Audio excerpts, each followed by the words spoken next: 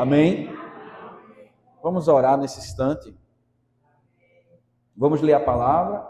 Depois da leitura da palavra, nós oramos pelos dízimos, pelas ofertas, por você que está aqui nessa noite.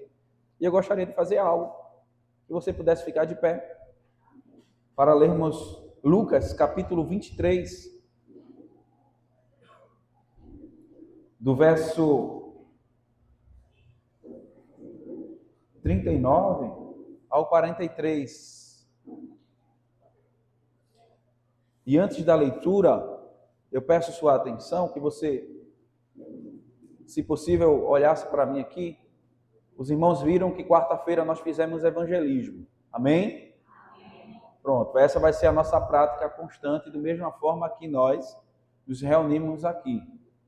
Então, acredito que essa semana agora, a outra é São João, mas daí nós vamos o mais rápido possível depois para a rua, dentro de uma dinâmica que nós vamos gerar. Exemplo, nós percorremos o bairro, não só o bairro, 2 ruas, mas fizemos um momento bem atencioso com as pessoas. O nosso outro momento, talvez nós vamos ficar parados na rua. Nós vamos levar o som, bateria, mesa de som. Vamos ficar ali na frente da casa de Mansilva, em algum outro lugar, e lá nós vamos pregar o evangelho. E nesse dia, eu gostaria de convidar toda a igreja para estarmos na rua. Quando o povo olhar, você vai dizer, quem é esse povo? É o povo de Deus que está anunciando a palavra. Eu posso contar contigo, crente? Amém. Peraí, tá fraco. Eu posso contar contigo, crente? Amém. Em seguida, nós vamos organizar, Zelma, um avanço missionário. Nós temos aqui enfermeiros, nós temos aqui pessoas que sabem mexer com cabelo, nós temos pessoas que sabem com estética, nós vamos para a rua oferecer serviços. Não só serviço, nós vamos oferecer amor. Esse bairro será encharcado pelo amor que a IBF tem, pelo amor de Cristo. E as pessoas vão ver o que é ser amado por um crente. Amém? Amém. Lucas capítulo 23, verso 38, 39 diz: E um dos malfeitores que estavam pendurados blasfemava dele, dizendo: Se tu és o Cristo, salva-te a ti mesmo e a nós. Respondendo, porém, o outro repreendia-o, dizendo: Tu nem ainda temes a Deus, estando na mesma condenação? E nós, na verdade, com justiça, porque recebemos o que os nossos feitos mereciam, mas este nenhum mal fez. Disse a Jesus: Senhor, lembra-te de mim quando entrares no teu reino. Verso 43, nós vamos ler como igreja do Senhor. Verso 43. E disse-lhes Jesus: Em verdade te digo, que hoje estarás comigo no paraíso. Glória a Deus. Aleluia. Vamos ler mais uma vez. E disse-lhe Jesus: Em verdade te digo, que hoje estarás comigo no paraíso. Glória a Deus. Senhor, te agradecemos por tua palavra que foi lida nessa noite. Ela é o nosso alimento, ela é a nossa bússola, é ela que nos dá a direção. A Deus, nós te agradecemos porque ela é o nosso alimento e nós te agradecemos porque ela é a tua voz que é ecoada entre nós. Que o Senhor possa abençoar os teus filhos que contribuíram nessa noite, que trouxeram a sua oferta, seu dízimo, seu gesto de amor, de participação, Pai, nessa obra. Temos tantas coisas para serem feitas aqui, Senhor, como nós acabamos de falar, tantos recursos que nós precisamos para contribuir, Senhor, para os domésticos da fé e para aqueles de fora. Que o Senhor possa abençoar a tua igreja, no nome santo de Jesus. Amém.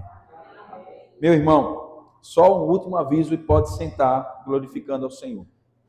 Meu último aviso é que, no término daqui da ceia, hoje eu vou fazer uma ministração relâmpago. Orando por mim para o pastor conseguir. No término da ceia, nós teremos um lanche. Os irmãos estão vendo aqui um bolo. Lá dentro tem mais, não é isso? Tem brigadeiro, não sei se lá dentro tem mais alguma coisa. Mas para os irmãos comerem do bolo Os irmãos vão ter a oportunidade. Enquanto não chega o bolo para vocês, os irmãos vão conversando com os irmãos, se alegrando aí, conversando, que vai chegar, né? Que você fique, não vá embora, fique para a gente se confraternizar e se alegrar. Amém? Amém? Você viu o texto que nós lemos, texto maravilhoso, os dois ladrões que estavam sendo crucificados. Esses dois ladrões, meus irmãos, ele muito bem pode representar dois grupos de pessoas, ou dois tipos de pessoas.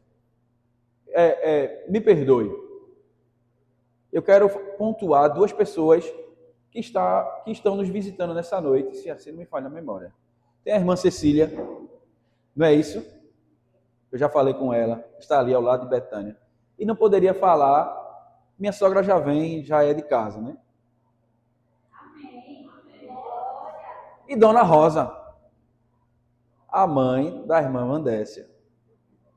Ela veio nessa noite. O marido de Valcilene, Márcio, Deus te abençoe. Mas pontuo essas visitas. Irmão Márcio, que Deus te abençoe. Venha mais vezes. Dona Rosa, a senhora está no meu coração, viu? Dona Cecília, que Deus abençoe a senhora ricamente. Amém? Como é que a igreja diz? Seja bem-vindo em nome do Senhor Jesus. Volte sempre para mais. Amém. Você vê nesse texto que nós lemos que tem 3 pessoas crucificadas. 3 cruzes. E essas crucificações, elas comunicam uma mensagem que os romanos estão comunicando. Quem manda no mundo? Eles estão dizendo, não mexam conosco. Se vocês querem se revoltar, vejam que eu sou capaz de fazer com os revoltados. É certo que no texto que acabamos de ler nessa noite, nós podemos entender que de uma ótica as 3 cruzes foram necessárias. Mas uma era indispensável. Preste atenção que eu não vou lhe falar. As 3 cruzes, elas foram necessárias, mas uma foi indispensável. Os 3 foram punidos. E ficava evidente que os 3 estariam sendo punidos por seus pecados. De certa forma, os fariseus, os saduceus, os escribas, os herodianos, os grupos religiosos e políticos do tempo de Jesus estavam dizendo: vencemos,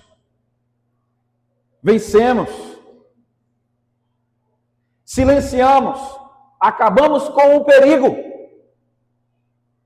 Mas eu acabei de falar que apenas uma cruz, ela era e ela foi indispensável.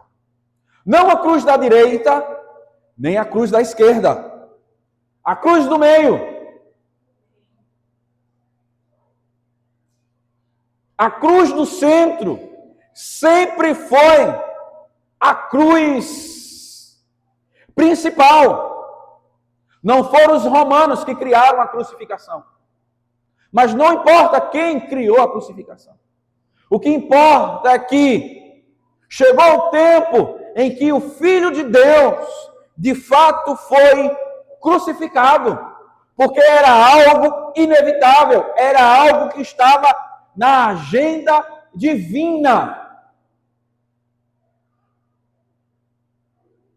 Mas ao lado de Jesus estavam 2 homens,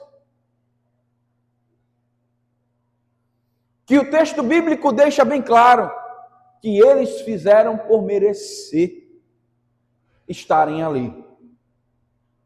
Mas os 2, cada um reagiu ou reagiram de maneira distinta à pessoa de Jesus.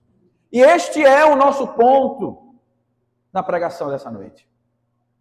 Como é que nós reagimos a Jesus? Esta é uma declaração, ou esta é uma atitude que eu e você precisamos ponderar com urgência. Precisamos ponderar e saber se de fato estamos correspondendo à reação adequada, justa, correta, coerente com a pessoa de Jesus. Não existe neutralidade. Não existe zona neutra quando o assunto é a pessoa de Jesus. Ficará evidente a sua postura mediante Jesus. E estes dois homens, eles representam muito bem as ações que os homens têm em relação a Jesus. A primeira reação, ou uma reação de blasfêmia, ou uma reação de confissão. Se eu fosse você, olhava muito bem para a sua vida e ponderava. Mas aí eu estou criando uma hipótese. Deixa eu falar melhor. Se eu fosse você, estava olhando para dentro de si nesse instante e deveria ponderar, ou deve ponderar, deve analisar a sua vida, a sua alma, a sua conduta diante da pessoa de Jesus e olhar e conseguir responder a quem, como você tem olhado sobre esses representantes, quem te representa nessa noite, o ladrão da esquerda ou o ladrão da direita. E eu quero dizer para você olhar muito bem e conseguir imaginar que o ladrão da esquerda é o que blasfêmia, ou melhor, vai ficar muito pontual, isso talvez você esteja achando, eu vou inverter. Para os mais atenados já deve ter conseguido entender. Vamos supor que o ladrão da direita... Deixa eu beber água. Essa minha aqui, né?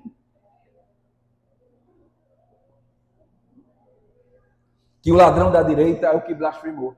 E o ladrão da esquerda foi o que reconheceu Jesus. Tira aspecto político dessas duas palavras. É só uma demonstração geográfica para a gente conseguir imaginar. Os dois ladrões.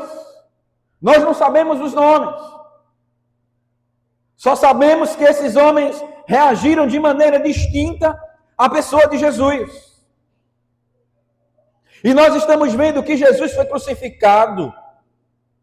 E a cruz do meio, que indica muito bem que era uma demonstração para aumentar a sua vergonha. Colocaram ele entre salteadores, colocaram ele entre rebeldes, para demonstrar ainda mais a sua vergonha. Essa é uma maneira de olharmos para uma perspectiva política que eles tinham, vergonhosa, para humilhar mais ainda. Mas na verdade, Jesus foi crucificado no meio de dois ladrões para cumprir a profecia bíblica de Isaías 53, 12. Que diz o quê?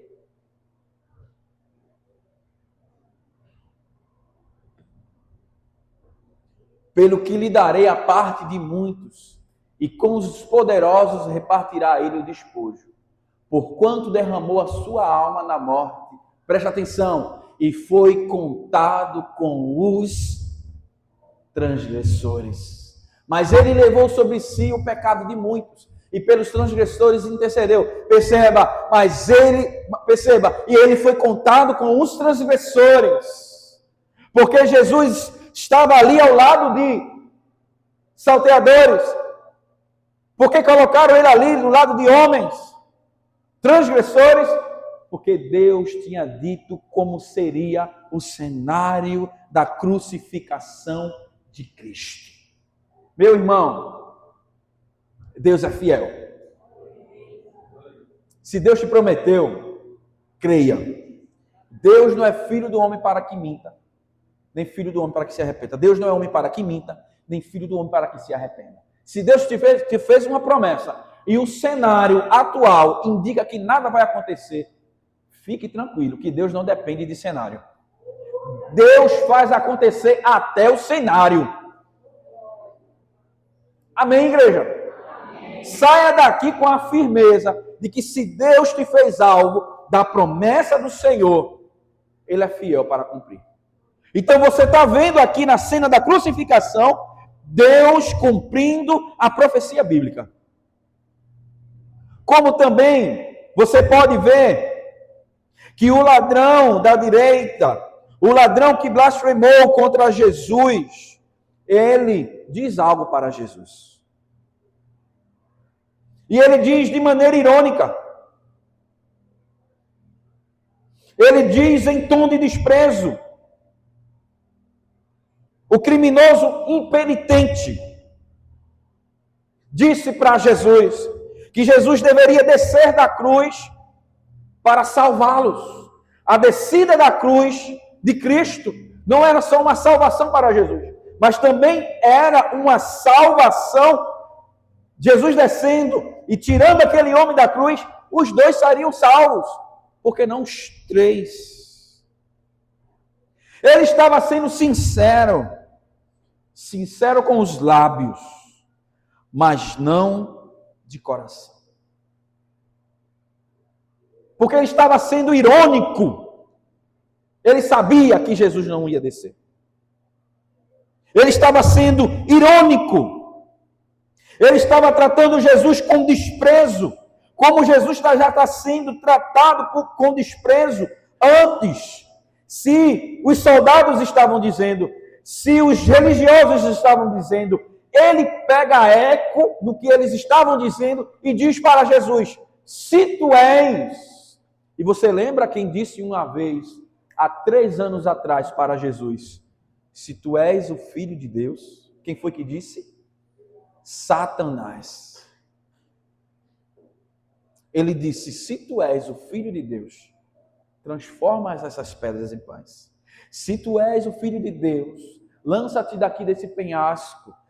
Se tu és o Filho de Deus, se prostra diante de mim, colocando diante de Jesus uma tentação. E ele coloca. Por quê? Porque Jesus não deveria descer. Porque a missão de Jesus era justamente qual? Permanecer ali na cruz. A questão é que este homem não queria ser salvo por Jesus.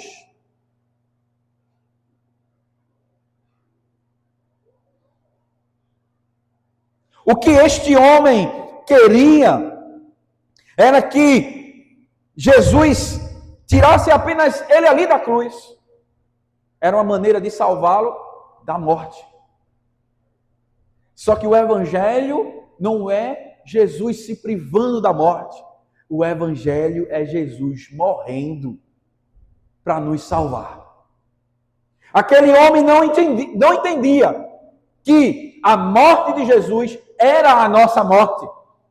Aquele homem não entendia, assim como Pedro não entendeu um dia que Jesus precisava morrer. E ele trata Jesus de maneira irônica, estou repetindo. Eu pergunto para você nessa noite, como é que você tem tratado Jesus? Ironicamente. E é interessante que Lucas escreve de maneira irônica. A ironia é de quem? Dos dois, tanto do escritor, Lucas, como também do ladrão. Enquanto ele está zombando, desprezando, dizendo, tu é rei, lá coisa nenhuma. Lucas está dizendo, ele é o rei, mas é um rei que morre. É um rei que sangra. É um rei que entrega a sua vida. É um rei que é diferente de Jonas. Jonas, porque foi prejudicado, queria a morte dos ninivitas. Jesus, mesmo as pessoas zombando dele, mesmo as pessoas pecando contra ele, ele entregou a sua vida. E como é a sua reação? Meu irmão, a sua vida está em jogo. O seu destino está em jogo. Olha, é o ladrão da esquerda que olha-se numa perspectiva de futuro. Veja o versículo 42. E disse a Jesus, Senhor, lembra-te de mim quando entrares no teu reino.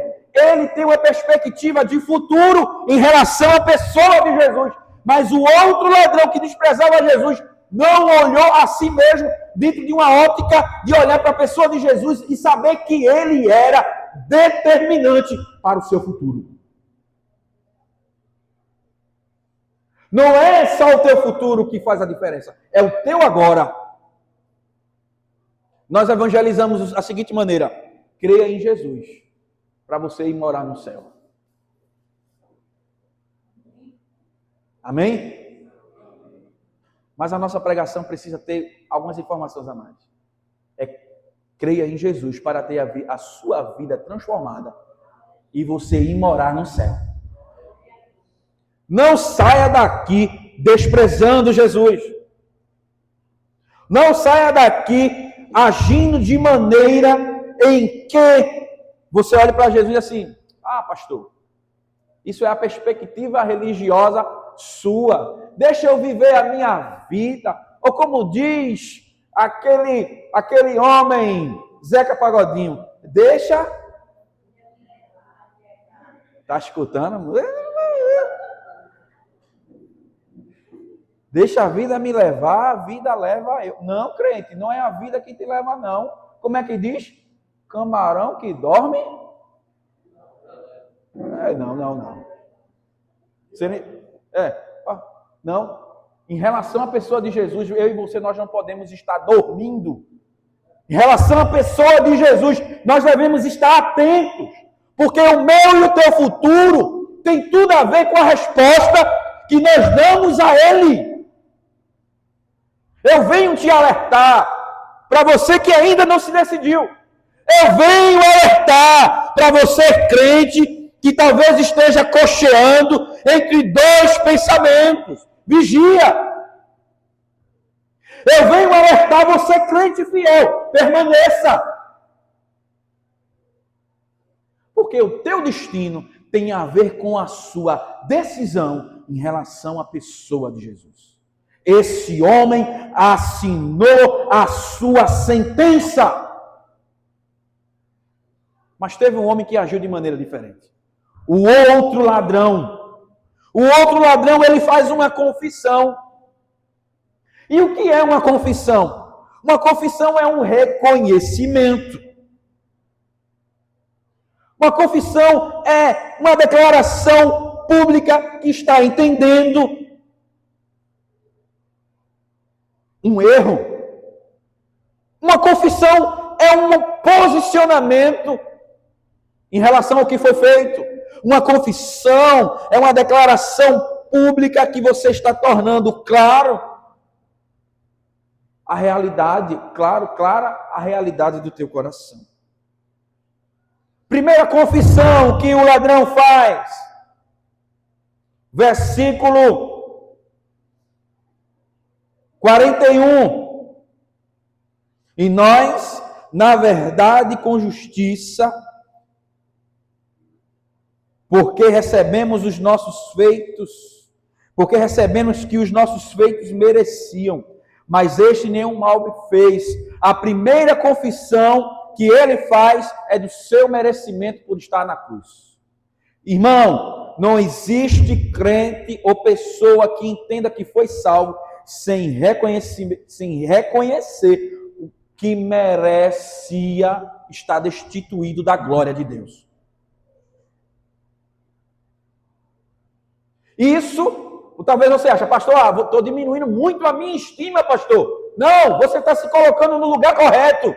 Porque enquanto você não reconhecer que você era merecedor da ira de Deus, você não vai reconhecer que precisa de Cristo. Evangelho não é autoajuda. Evangelho é ajuda do alto. Evangelho é uma declaração. Você merecia, mas eu te dei justamente ao contrário.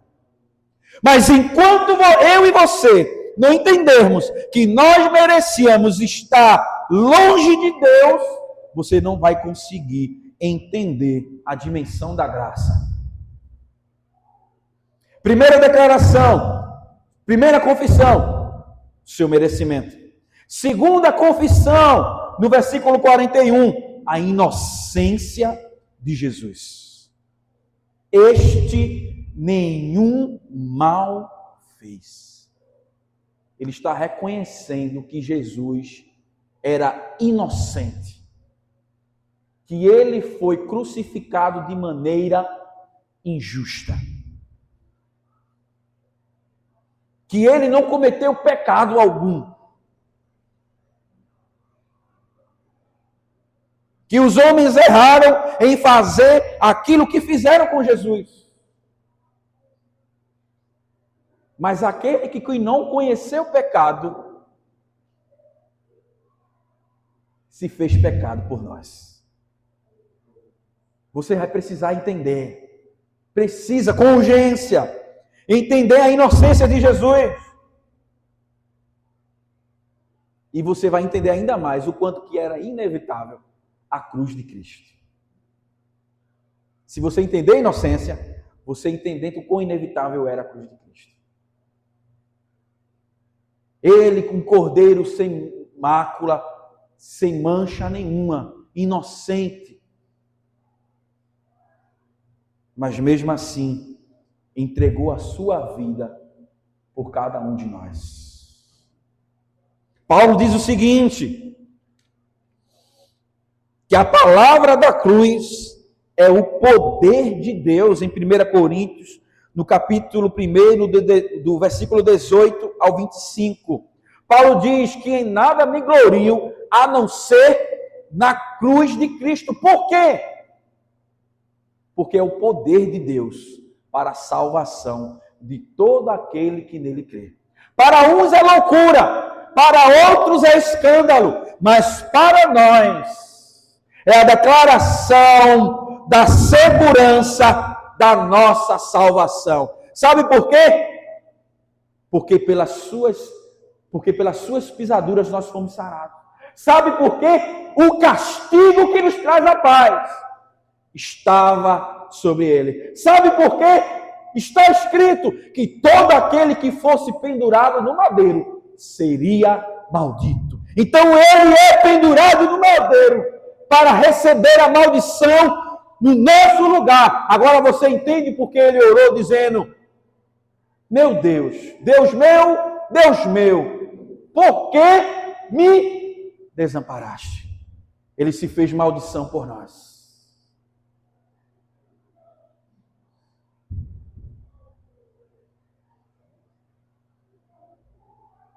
Terceira afirmação, terceira declaração de confissão do ladrão, o poder de Jesus. Como assim, pastor? O poder de Jesus. No versículo 42, e disse a Jesus: Senhor, lembra-te de mim quando entrares no teu reino. Não é qualquer um. É irônico a cruz. Por quê? Está sendo crucificado como um malfeitor. Está sendo crucificado como um rebelde. Era aquilo que os olhos poderiam ver. Mas tinha algo que talvez os olhos não conseguiam contemplar. Que era o rei que estava morrendo. E este rei tem um reino. E esse reino, ele há de voltar. Quem dá acesso ao reino é ele. Ele entende e diz: lembra-te de mim quando entrares no teu reino. Irmão, eu e você, se você tem perspectiva do futuro, pastor, estou sem perspectiva do futuro, talvez você esteja olhando, perspectiva do futuro é me formar, conseguir o meu canudo, fazer uma pós, um doutorado, um mestrado. Vou casar, vou conhecer o interior de Pernambuco, depois eu vou na Torre Eiffel, tirar foto, vou dar neto para minha avó, vou permitir que a minha da bisneto. Olha a perspectiva futuro nossa, totalmente material. Ei, céu e inferno existe. Qual é a senha de entrada para o céu? Jesus. Qual é a senha de entrada para o inferno? Negar Jesus. A palavra do Senhor está dizendo O teu futuro não está somente relacionado. Eu quero, quando eu me aposentar, quero comprar uma casa ali em Gravatar, no chalé. Eita glória! Vou fazer um açude, vou comprar um bocado de peixe. Filé de tilápia é bom, não sei se vocês irmãos gostam, eu gosto. Filé de tilápia. Aí minha sogra faz o peixe de coco. Eita glória! Com o purê, a coca gelada. E assistindo o jogo do Santa Cruz. Ei, igreja, calma. É dia do pastor, pode. Olha, não diz respeito ao pastor, não. A nossa perspectiva de futuro é apenas o quê? Material. Jesus está dizendo, o ladrão está dizendo, tem futuro. Tem algo além. E eu repito para a igreja, entenda, como está o teu futuro em relação a céu e inferno. Eu chamo a tua atenção para que você possa responder como este homem: Senhor, lembra-te de mim quando entrares no teu reino. A Bíblia fala que depois de ter chovido por 40 dias, a Bíblia fala, e lembrou-se Deus de Noé. José sofreu por 14 anos, e a Bíblia diz, e lembrou-se de Noé. Este homem entendia, de Noé não, de José. Este homem entende muito bem que quando Jesus dá atenção para cada um de nós, a entrada no céu é certa. Veja que ele diz que é na autoridade. Jesus não tem obrigação. Jesus não salva ninguém por obrigação. É pelo ato de misericórdia. Essa confissão desse homem é uma declaração de uma vida de arrependimento. Em nenhuma ocasião é imprópria para o arrependimento. Arrependimento é algo que deve acontecer com urgência.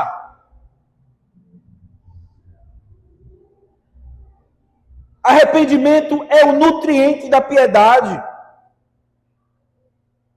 Eu vou descrever para você, para quase concluir, a natureza do verdadeiro arrependimento. O verdadeiro arrependimento ele é constituído por algumas características. Primeira, visão do pecado. Depois eu vou voltar a uma outra pregação e vou pregar só sobre a natureza do verdadeiro arrependimento. Agora é só uma citação. Visão do pecado. Segundo elemento, tristeza pelo pecado. Terceira, confissão do pecado, vergonha do pecado, ódio ao pecado, abandono ao pecado.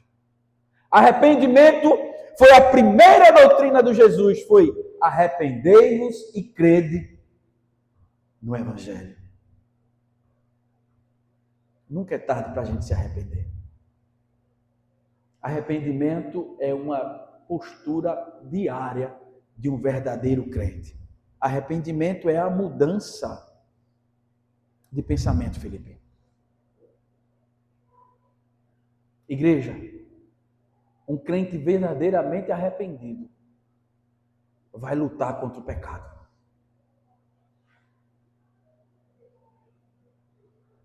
Eu disse que eu seria rápido.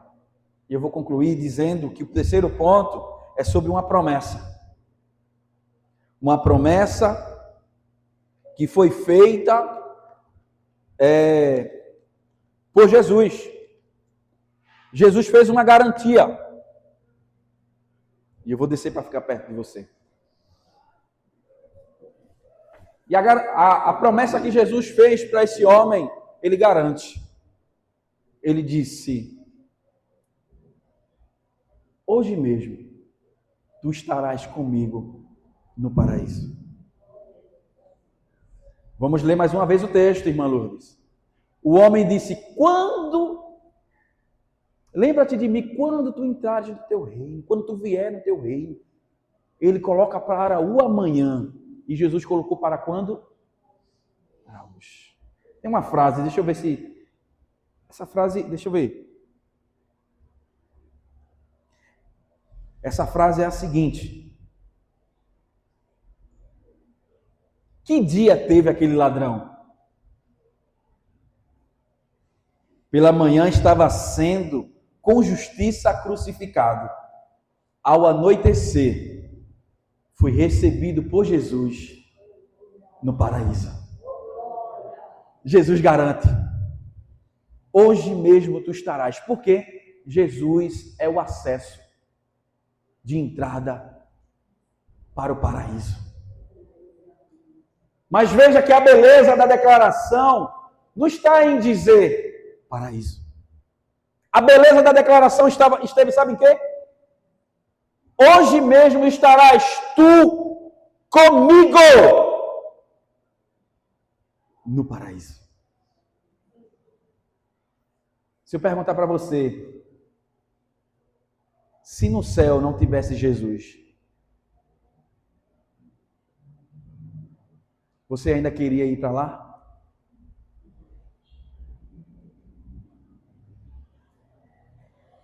Talvez você diga: pastor, eu estou cansado dessa vida, está tão difícil. Mas se no céu não tivesse Jesus, você ainda queria ir para lá? Por que eu estou falando isso? Porque o evangelho é sobre uma pessoa, não é sobre geografia. Não é sobre o bem-estar, é sobre uma companhia. Antes de Jesus oferecer um lugar, ou melhor, Jesus ofereceu um lugar para que possamos estar com Ele. É sobre um final feliz. E eu tenho a garantia. Alguém escreveu o último livro da Bíblia. Talvez a sua história hoje não faça conexão nenhuma. É sofrência, é sofrimento, é dor, é angústia. Fica tranquilo. Fica tranquilo. No final vai dar tudo certo. Você estará com Jesus. Você estará com a pessoa bendita. Eu não sei se você sonha com Jesus. Talvez você assim, eu não sei quais são a cor dos olhos de Jesus. Eu sei que não é azul, tá? Aquele Jesus lá que meu avô, a sua avó tinha, aquele quadro lá de Jesus com os olhos azuis, com o cabelo por aqui assim, barbudo. Aquele Jesus é o Jesus europeu. Não existe. Jesus talvez seria da minha cor. Não estou blasfemando não, tá? O judeu do meu tempo, o tempo do judeu, talvez seria da minha cor. Jesus, pastor, Jesus era negão? Não estou dizendo isso. Estou querendo dizer que Jesus não tinha os olhos azuis. Está diminuindo Jesus? Não estou diminuindo Jesus. Quando João viu, ele disse que ele tinha os olhos como chama de fogo. Os seus pés como latão reluzente. Na sua coxa estava escrito: Rei dos Reis,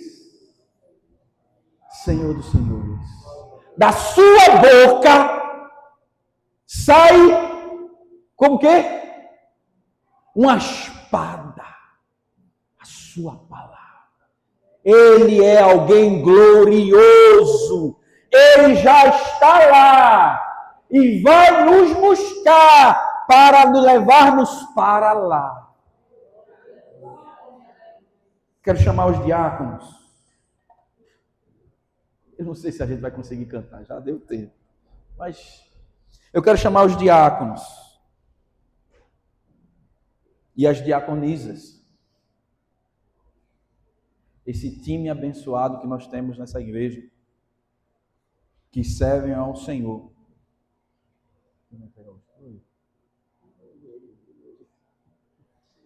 Que servem ao Senhor incansavelmente. Vamos apresentar os elementos que nós sabemos que não se transforma no corpo de Cristo. Isso representa o corpo de Cristo. Tá ok, igreja? Não tem mística nesse sentido de você achar que se transforma e que depois que terminar o culto nós temos que enterrar. São elementos que representam o corpo de Cristo e toda a sua realidade espiritual. Vamos orar para os diáconos distribuírem os elementos da ceia do Senhor. Que você possa olhar para dentro do seu coração. Pedir perdão. Não deixe de ceiar. Não deixe de ceiar. Peça perdão, porque a Bíblia nos ensina: examine o homem a si mesmo e coma. Faça o exame, peça perdão e coma daquilo que é a demonstração do perdão dos seus pecados. Senhor, estamos diante de Ti. Estamos aqui, Pai, com os elementos, o corpo, aquilo que representa o corpo do Senhor, o pão e o vinho. Nós colocamos diante do Senhor. A Tua igreja, Pai, entende muito bem o que isso significa. E nós estamos aqui, Senhor, na festa do amor, no ágape, na nossa koinonia, na nossa demonstração, Pai, de que nós estamos numa comunhão contigo. Estamos fazendo aquilo que nós recebemos.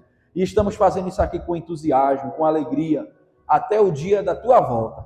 Que a igreja possa receber e nessa noite se confraternizar, fazendo, Senhor, o mandamento Teu, a Tua ordenança, com bastante alegria.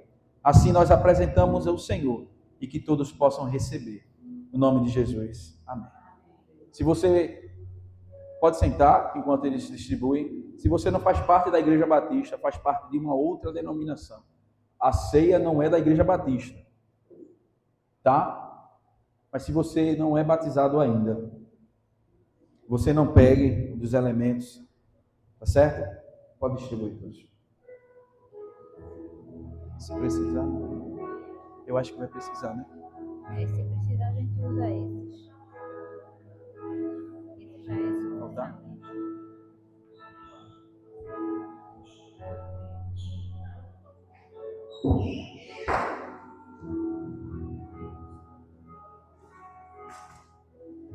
Aleluia. Bendito é o Teu nome, Jesus. Estamos na Tua presença, Senhor. E deveras estamos alegres, ó Deus. Estamos, Senhor, na mesa. Estamos, ó Deus, diante de Ti para louvar e engrandecer o Teu santo nome. O Teu povo, Senhor, está desejoso. E vamos fazer isso, Pai, neste momento para celebrar o Senhor com bastante alegria. Temos consciência, Senhor, de que nós pecamos contra o Senhor.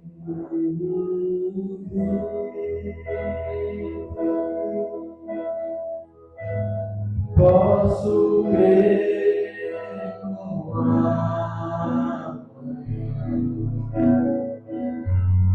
porque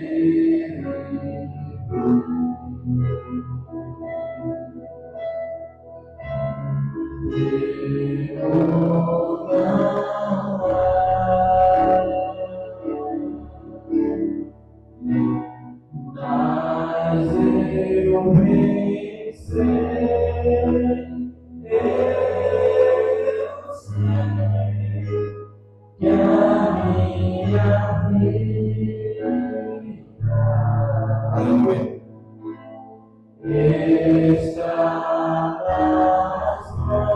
Meu Jesus. E vivo está. Glória.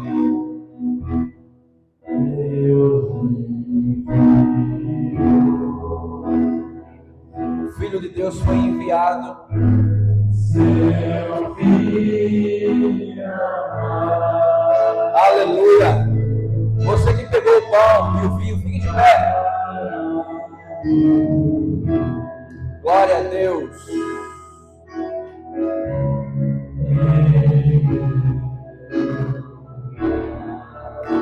Na cruz.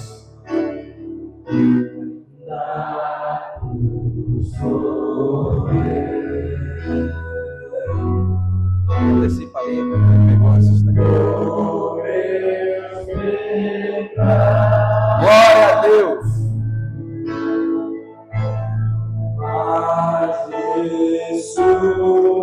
Ele está vivo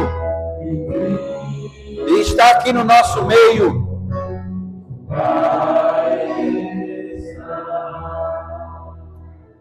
Porque Ele vive. Vamos cantar, igreja. Coloca para fora o som da sua voz.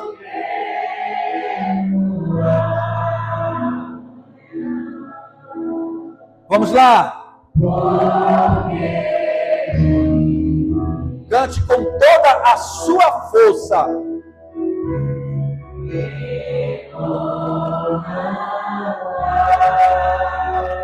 Você não está cantando para as paredes. Você está louvando ao Senhor, que venceu a morte.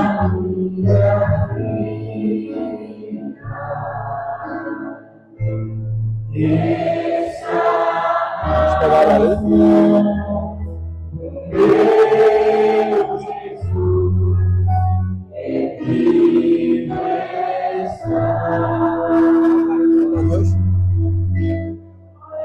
Aleluia.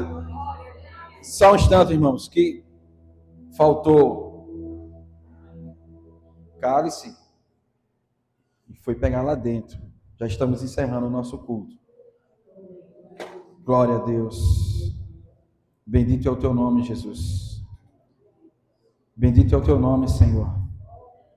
Glória a Deus. Exalta o Senhor nessa noite. Glória a Deus. Tá certo. Tá faltando saúde. Saúde tá contando. Falta alguém pegar? Não, né?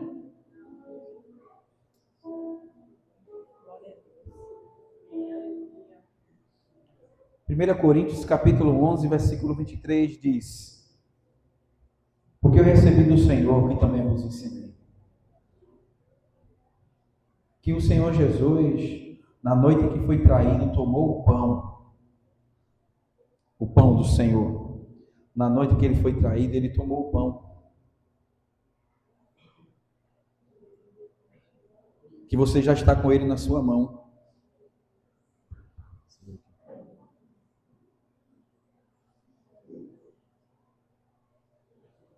E tendo dado graças, partiu e disse: tomai, comei. Isso é o meu corpo que é partido por vós. Fazei isto em memória de mim. Podei comer todos. Glória a Deus. Glória a Deus. Irmão Everton, faça uma oração de agradecimento ao corpo de Cristo. Glória a Deus. Aleluia. Agradecemos, meu Pai, pelo sangue que foi derramado em nós. Te agradecemos por ter pegado pela vida por nós, pelos nossos pecados, Senhor. Te agradecemos por ter ressuscitado, Senhor. Aleluia. Te agradecemos por esse pão, Senhor. Te agradecemos pelo corpo. Te agradecemos por esse pão. Continuamos abençoando. Glória. Aleluia. Versículo 25 diz: semelhantemente também, depois de cear, tomou o cálice que já se encontra nas suas mãos, dizendo: este cálice, esse que está nas suas mãos, é o novo testamento no meu sangue. Fazei isso todas as vezes que beberes, em memória de mim. Glória a Deus. Podem beber todos.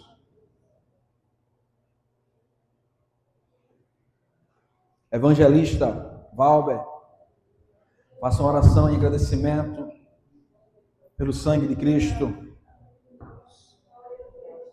Pai querido e santo, assim como foi pregado esta noite, Pai, a respeito, Senhor Deus, dos dois homens, dos dois ladrões ali, que estavam ali, Senhor Deus, em que um fazia piadas, Senhor Deus, no tipo de chacota de ti, Jesus, e o outro reconheceu os seus pecados, reconheceu que eles estavam ali, mas eram merecedores. Jesus Cristo não, mas eles sim eram merecedores. Ó Deus, nós somos gratos, Senhor Deus, como foi cantado, porque o plano de salvação, ele não ficou, Senhor Deus, pelo caminho dele. Aleluia. O plano de salvação, ele foi colocado, Deus, em prática. Obrigado, Jesus,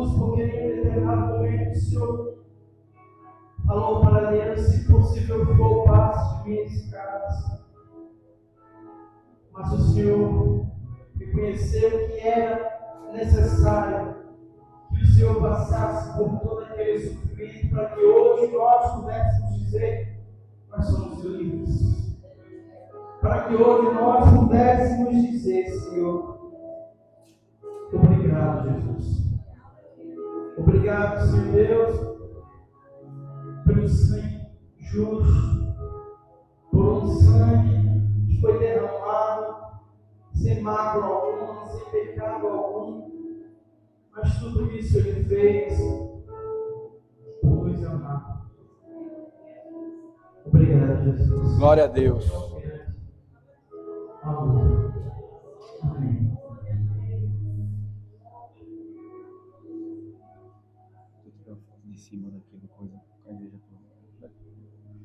Amém, igreja? Nós vamos recolher o cálice. Perdão, hoje é atípico. Aí vocês vão me perdoar um pedaço de bolo que a minha esposa fez, que a irmã Vandécia cobriu, foi tudo feito. Me perdoe, mas foi festa. Amém? Vamos nessa noite, ele vai recolher e nós vamos encerrar o culto enquanto o nosso evangelista está recolhendo os cálices. Oi? Até que o Senhor venha, eu vou clamar. Até que o Senhor venha, eu não vou descansar. Até que o Senhor venha, eu vou gastar minha vida diante do teu altar, diante do teu altar. Vem meu coração, uma ferida de fome por ti. Vem meu coração, uma ferida de sede por ti. Ensina-me a clamar e a suplicar, até que o Senhor venha. aleluia. Glória a Deus. Até que o Senhor venha. Glória a Deus. Eu vou clamar. Até que ele vem, nós vamos pegar. Se o Senhor venha, eu não vou descansar. Até que o Senhor venha, eu vou gastar minha vida. Oremos. Diante do teu altar. Que Deus te abençoe. Que dê uma excelente semana para cada um que está aqui. Que Deus, eu agradeço a cada palavra e mais uma vez eu pontuo isso, cada gesto de carinho. Que Deus te abençoe, que a sua semana seja maravilhosa. Não esqueça do Senhor.